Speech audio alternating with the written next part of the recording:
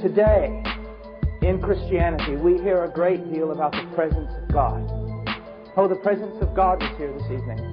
Oh, it was a wonderful time in the presence of Almighty God. Oh, didn't God move in a powerful way tonight? It was such a wonderful time in the presence of God. Well, I want us to look tonight at men who came into the presence of God, and then I want us to compare our experiences in the presence of God with their experiences in the presence of God. Start with Moses. He's out there shepherding some goats. He sees a bush that's burning but will not be consumed, and he's drawn to it by God Himself. He draws near to that bush, and the first thing he comes to understand is that he has to change, that he has to humble himself, that God has appeared, and he's to take off his shoes because he's standing on holy ground. And he falls before that tree that will not be consumed. And it's a wonderful thing you need to understand, that God appeared to Moses in a burning bush. It's amazing to me today that God never appears to anyone in a burning bush. And we never sing about burning bushes. We never sing at all about fire. God always appears to us in a cool breeze and in a flowing stream. That's the way we always present Him, and you want to know why? Because flowing streams never hurt anyone. We've got to tame God, we do. But I want you to know, when God comes and visits a man, He doesn't always visit him as a cool wind or a cool stream.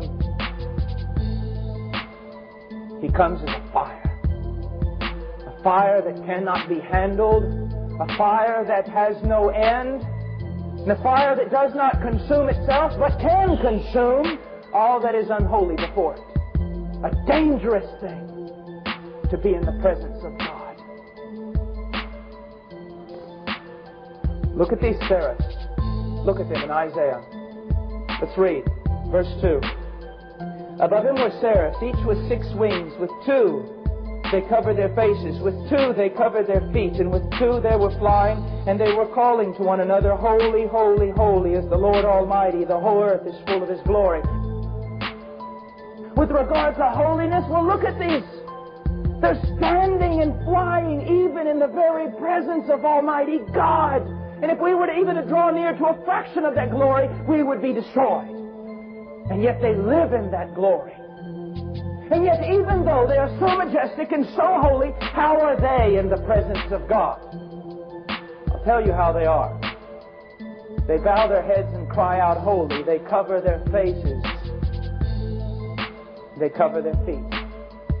I've always asked myself, why on earth did they cover their feet? I mean, what does feet have to do with holiness?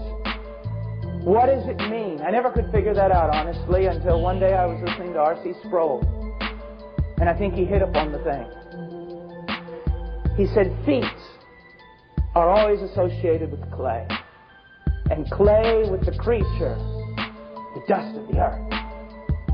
And these majestic beings, even in the presence of God, were bowing their heads and covering their feet, acknowledging that they were a creature and they were not God. And the place that they held was a place not of rights.